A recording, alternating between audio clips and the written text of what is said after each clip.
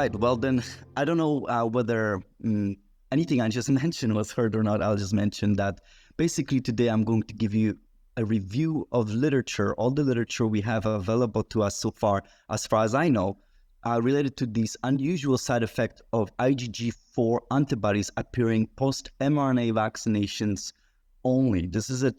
Myself, I don't do research on this. I do research for a private company not related to this topic, but I've made YouTube videos on this topic and they've been wildly popular. So there's a huge interest amongst regular population in this topic. And one of my desire coming out of today's presentation is to be able to connect with the experts that are presenting in this symposium as well, because autoimmune diseases are of interest to the public and it's also my own growing interest.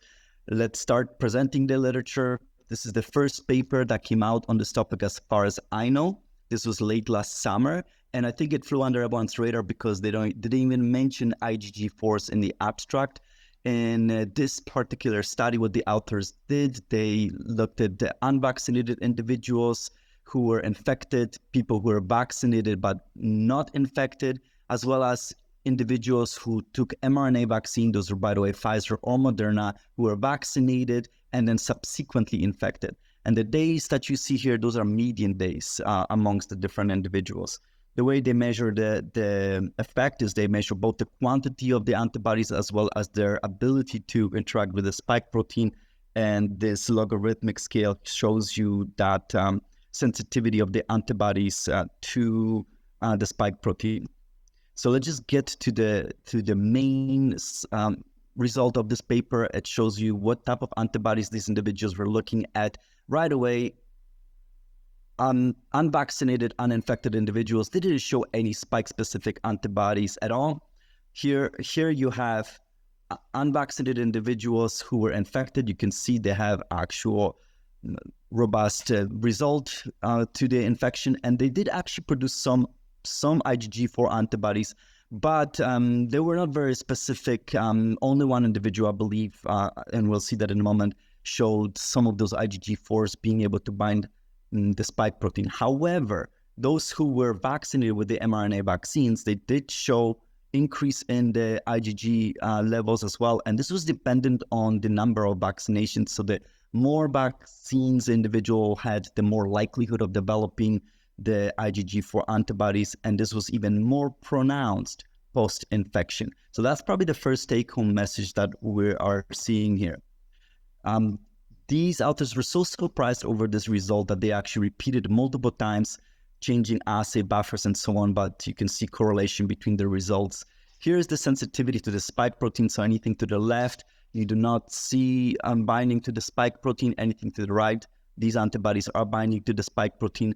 And when it comes to IgG4s, only one unvaccinated individual was producing IgG4s that weakly was binding the spike protein with those IgG4s.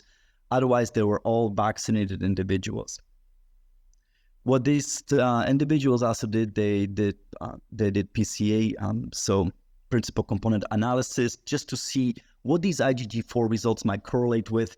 And just the main summary is vaccination cluster with IgG4, as I already mentioned, number of vaccinations, so whether 2 or 3 also cluster with IgG4s, and then whether they had a disease, mild disease, or no disease, that also cluster with production of IgG4s. All right, we're going to move to the next paper. This is the one that really triggered the attention for the first time. This is at the very end of 2022. What's new here is that these guys did temporal measurements of samples, so this allowed them to measure effects over time. And again, we see all the different IgG subclasses below, and you can see before there was no detectable IgGs. Really, the horizontal line shows you the detection limit. After first vaccination, you can see increase in the IgG1. After second one, it increases. Then it wanes over time. This is a typical pattern that we see post any vaccination. And then with a booster, of course, you see antibodies go up, and then it wanes a little bit unless these people were infected. The gray circles indicates people who had a breakthrough infection. But if you look at the IgG4 antibodies right here, pattern is a little bit different. There's no detectable IgG4s at all until certain time elapses post second mRNA injection. Then third one massively starts increasing the IgG4s. Almost everyone now shows IgG4s. And then if they were infected afterwards, that's where you really started to show increased levels of IgG4. Some of them 40 to 80% of all of their antibodies against the spike protein were of the IgG subclass. This is the summary of that. This is basically shows you pie chart of how many of the spike-specific antibodies were of the IgG4. You can see it starts with basically nothing, and then over time it increases with further injections. It increases, and this is the average, as I already mentioned. Some of these showed even up to 80% of all of their antibodies being spike-specific, related to being IgG4s. This is another way of showing it as IgG. One amount decreases, IgG4 increases. These authors were so surprised with that as well that they decided to see whether this is mRNA vaccine or any COVID vaccine. So they took another cohort of individuals who did now only two shots, both mRNA as well as AstraZeneca or heterologous combination. So combination of one AstraZeneca as well as one Pfizer. And basically, you can see, if you take a look at IgG4s, with the Pfizer, you see the production of IgG4s, but AstraZeneca, you do not. And with the combination of AstraZeneca and Pfizer, there is a rise, but barely over detectable levels. I think only one individual maybe produce detectable IgG4s. The author's conclusion is that this effect is only seen post mRNA injections. And again, we're looking at Pfizer vaccines. So this is the summary, again, pie chart summary. I'm showing you a comparison of what I just showed you before, but after two injections. This is the second group after 2 injections, so it's comparable. And the take-home message here, again, you can see that whether you do AstraZeneca alone or combo, there was no IgG4s. Now they were wondering, how real is this? So they did another group, completely separate group. They measured their antibodies, again, only 2 measurements, but you can see overall the IgG levels were fairly constant, but there was a massive increase in the quantity, almost 40-fold increase in the IgG4 levels between the second shot of the mRNA vaccine and the booster. And the brown circles, they designates individuals that they studied further, and basically they show that a lot of these IgG4s can target receptor binding domain. In fact, for these individuals, majority. So these IgG4s seem to be targeting any part of the spike protein as well.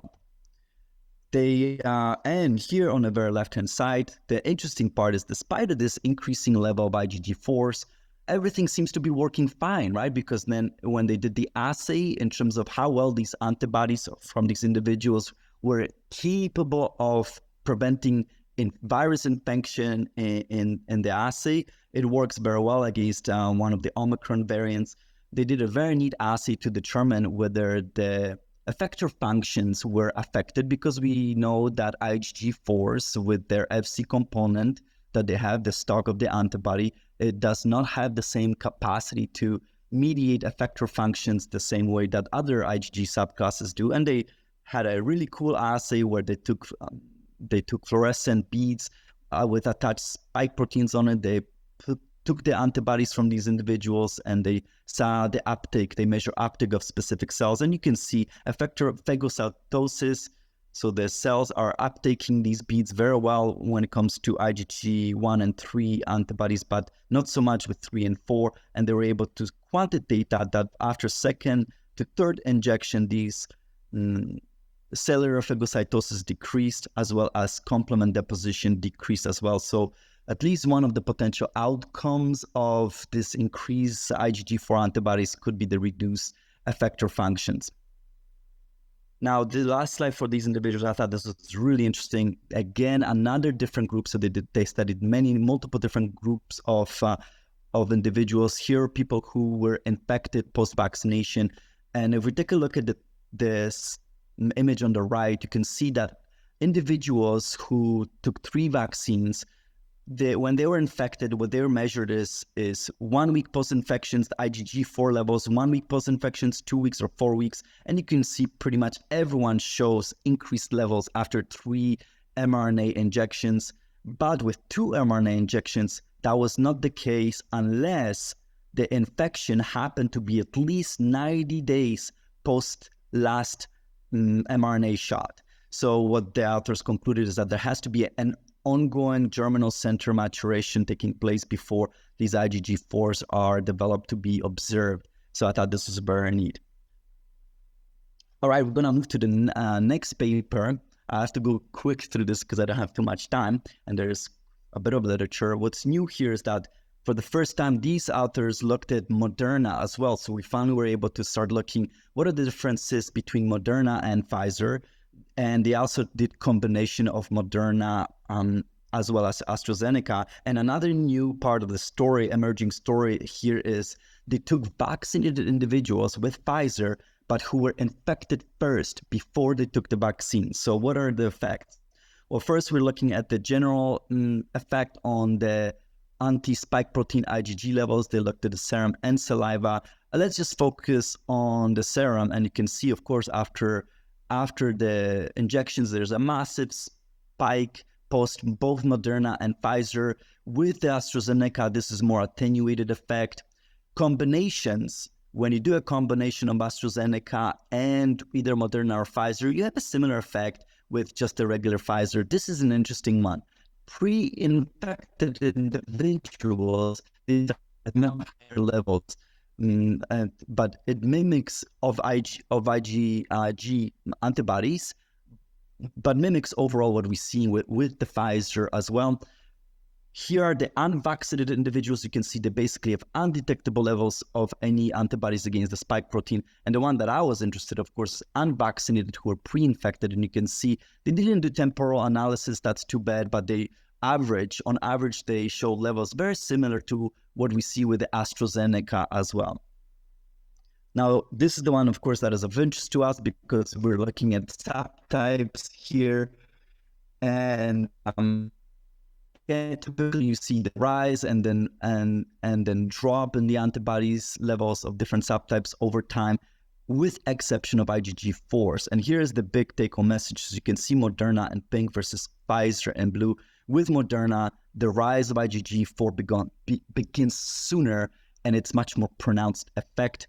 Here is the combination of AstraZeneca and either Moderna and Pfizer. There is an effect, but it's much less pronounced. And here is another very interesting and surprising result, that those individuals who were vaccinated but who were infected first, so they had the COVID-19 and then they took vaccine, they no longer seem to be producing this effect of increasing IgG4 antibodies over time. The only reason why I show you this is to show you that all of the other subtypes correlate, their appearance correlate with overall increasing amount of IgGs, but not IgG4. IgG4 so this has nothing to do with the fact that you're just actually producing more antibodies in general. There's class switch, and in fact with the Moderna, it's a negative effect unless you start looking at very much later dates post last injection. This is a tabulation of this. Again, you can see over time both Pfizer and Moderna produce Moderna IgG4s. Moderna effect is much more pronounced. This is against spike protein. You can see that the combo can also produce, and pre-infection completely attenuates this effect. What's really interesting is that in this particular paper, the authors also analyze the sugar composition on the Fc component of IgG1. These are the species of what the sugar chains look like. And they did principal component analysis as well, all the type of it. And you can see basically that vaccinees who had no IgG4s, they had higher level of bisection as well as galactosylation levels, versus those who had higher levels of IgG4, they had higher levels of fucosylation levels. I won't get into it right now because of the brevity of time, but basically I just wanted to notice that perhaps how the antibodies are connected with the sugar component levels might influence basically what's happening with whether IgG4s appear or not, but this is just speculative. I just wanted to have that information. Now, the last study, this came out actually just very recently. I think this was last month, and the study from Hungary. And basically, we've seen everything, all of this already. So now this is a repeat.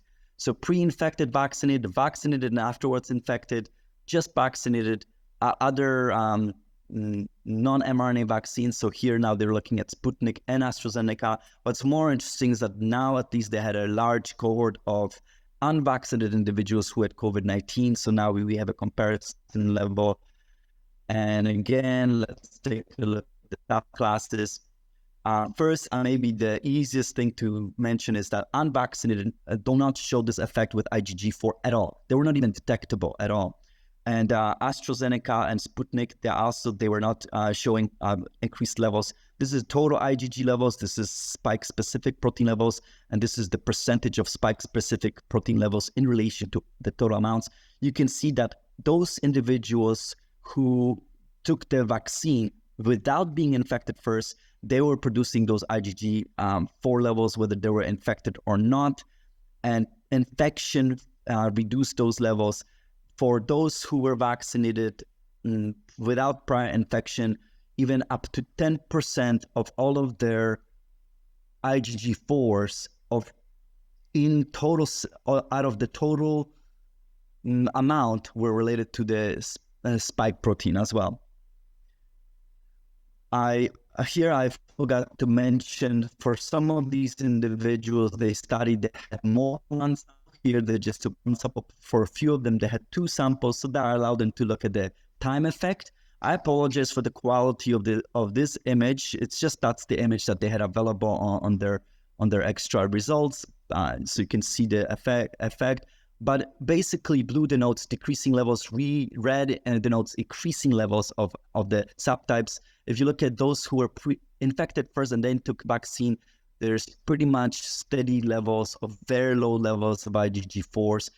Those who had the vaccine, mRNA vaccine, and they got infected, that's the worst case scenario. Again, we've seen that before, and their levels are increasing. And those who just took the vaccine, the IgG4 antibodies seem to be decreasing over time. And this last chart from I believe this is the last chart from this particular paper, it shows you the percentage of IgG4s in terms of all of the antibodies that are spike protein specific. And again, unvaccinated, you can see these levels are basically negligible, very low. Here are the AstraZeneca and Sputnik. So up to 17% of all of the antibodies against spike protein are IgG4. Infection first prior to mRNA does protect this, reduces that effect. But look at the amount for those who are vaccinated and then subsequently either infected or not. Literally over time, bulk of the antibodies directed against the spike protein become the IgG subclass. So conclusions, and these are the papers that are basically showing us this evidence. Basically, IgG4s rise only after mRNA vaccines. It is more potent post-Moderna than Pfizer. At least 50% of those who took 2 shots of mRNA and 5 months after the shot should be showing IgG4s. Having breakthrough infection at least 90 days after second shot increases those levels. IgG4s are very common after 3 shots, and 3 shots plus breakthrough infection makes it even worse.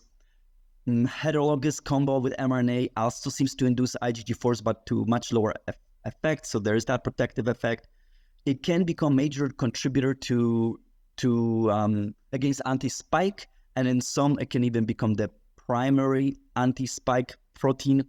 We see that it reduces the Fc mediated effector functions, natural infection prior to mRNA vaccination protects against that effect, and unvaccinated are protected. So that's the summary. There's one more paper I want to show you that just came out this summer as well, which helps us to understand this topic a little bit more as well. But this was no longer with human subjects, this was with monkeys. What's really interesting here is the monkeys were, of course, treated with just the mRNA vaccine. It's what the booster was like. So they took the booster with the same mRNA vaccine as well as Novavax protein vaccine. So the different type of vaccines. So they used the original wild type spike protein that started the pandemic, as well as the updated booster with one of the Omicrons. And let's take a look. Basically here, again, the same pattern emerges. You see here the subtypes. Over time, after the booster, the IgG1s drop at the expense of increasing level of IgG4s. And look at this composition. This is after the second shot. You already have pronounced effect of observation of IgG. How many of the antibodies against spike protein are of the IgG4 subtype? But look at what's happening after the booster, whether it's mRNA or the Novavax protein vaccines. The amounts are enormous, and they seem to be even higher after the Novavax, and including the one that was updated to the Omicron. Look at this. We're talking about 70 to 80% of all of the anti-spike protein antibodies are of IgG4 subclass. To understand a little bit more, look at that. These IgG4s seem to be cross-reactive against the receptor binding domain of other variants as well, including BA1, but of course with reducing effect, as well as against other parts of the spike protein. And these authors show this as well further with, and I think they showed this was supposed to be SARS, but I think it might be, I don't know what that's supposed to be, but I think they just misspelled that. But another one, these IgG4 seem to be targeting all areas of the spike protein, so receptor binding domain and terminal domain, as well as the S2 component of the spike protein as well, but predominantly receptor binding domain. So everything seems to be normal. Here you can see how these antibodies, including IgG4s, target all of the different latest variants at the time of the study of the summer. You see a very typical pattern that we always see post-vaccination, that eventually the antibodies effect wanes against more recently emerging variants. So again, nothing unusual here. This is why we hear calls for additional boosters without perhaps realization how much of these antibodies are being switched to IgG4s. What's really interesting is that these authors also looked at the effector functions as well, and the phagocytosis was dramatically decreased. They didn't really comment on that. Unfortunately, it's not a good resolution. Perhaps these effects even became lower over time. The complement deposition, they claimed there was normal. I wish we could zoom in. Perhaps it does drop over time from 6 weeks versus 19 weeks post-start of vaccination program. But the author's conclusion was, effector functions are normal while ignoring this decrease or very low phagocytosis. So, but at least complement deposition might be a bit of in contrast to what we've seen before with the human samples. And then, of course, they infected the monkeys with the latest variant at the time, that was BA5. And the conclusion was, here are the unvaccinated controls. They shows you how much virus was being produced in the monkeys. And Moderna actually didn't seem to protect as good as the boosters with the protein Novavax protein vaccines. But the take-home message here, you can see that it does reduce the amount of virus. The take-home message overall by these authors, hey, these boosters work well. They do protect from infection. They reduce the level of the virus in the lower airways, and therefore we should be considering boosting further, right? My point is that this is the same message we see again and again. What we don't necessarily look at frequently as to the fact that we are seeing this increasing level of IgG4s. But none of these authors really comment much about what that means. So here is the final summary, what it means. These are probably the best we can from authors is that, look, these Fc-mediated effector functions are obviously important for clearing viral infections. So that might be an issue when you have increasing levels of IgG4s in terms of being able to properly deal with an infection or clearing it as rapidly. And also another comment was that these IgG4s can sometimes interfere with the proper functions of the antibodies we truly want, IgG1 and IgG3, right? So that's potentially of interest. And the final comment was, look, it's the vaccine composition plus how frequent the antigen is being presented to our immune system might be influencing why these IgG4s are actually being produced. But no one really is talking about as to what might be the final outcome because of this. And the most interesting commentary on that came from not a scientific article, but I guess a blog article that just came out a few days ago. It's a massive article, it's almost 60 pages long, by Dr. Gerd van den Bosch. Now, he gained some notoriety at the start of the pandemic because he claimed, look, these mRNA vaccinations are going to cause immune escape, which actually in the end is exactly what happened with the emergence of the Omicron. So his commentary on IgG4s, well, it's just he gives us a little bit more information. I want to share this with you and see what the opinion is. He claims that these IgG4s are a result of steric immune refocusing. So this is, of course, where we produce very good neutralizing antibodies post-vaccination, but then new variants emerged, and as a consequence of that, these antibodies were no longer able to neutralize the virus, but they were still masking the epitopes. And as a consequence, we started producing basically antibodies against new epitopes.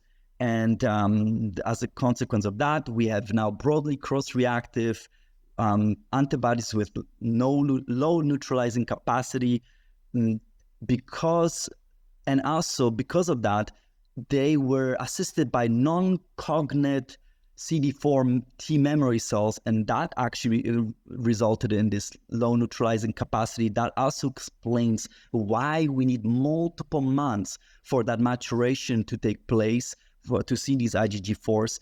In addition, these IgG4s, he claims, will protect from the disease, but they will not protect from infection and transmission. And finally, because these IgG4s themselves can contribute to steric immune refocusing, so targeting new antibodies to even worse subdomains than the ones we want to neutralize, it will promote emergence of even more infectious immune escape variants, which is kind of what we're seeing all the time. We're still seeing wave after wave of more and more infectious variants, and it's not really exactly known why. And he claims these IgG4s might be contributing to this. Furthermore, because these IgG4s do not target the dominant epitopes, but rather subdominant epitopes, the weaker they are, the more likely is that these same IgG4s will start recognizing self or altered self epitopes in our own body. On top of that, because we now have very infectious variants, these highly infectious variants will overwhelm antigen-presenting cells, and as a consequence, this will result in reduction of activation of CD8 T cells. Together, these two events will then result in an increase in the incidence of both the autoimmune diseases and cancers. So he's warning about that this will be the potential negative, dangerous consequence of increasing levels of IgG4s, and the type of pathology that will result will depend on, of course, what type of epitopes these IgG4s recognize. Now, I really wish this was not coming from a blog. I really hope that we going to see much greater discussion on this in the actual scientific literature. I just wanted to present this because I didn't find a better source to explain potential meaning of these IgG4s. All right, this is all I have for you right now. I hope I didn't go over time too much. And thank you for your time. And I'll take any questions if there is any.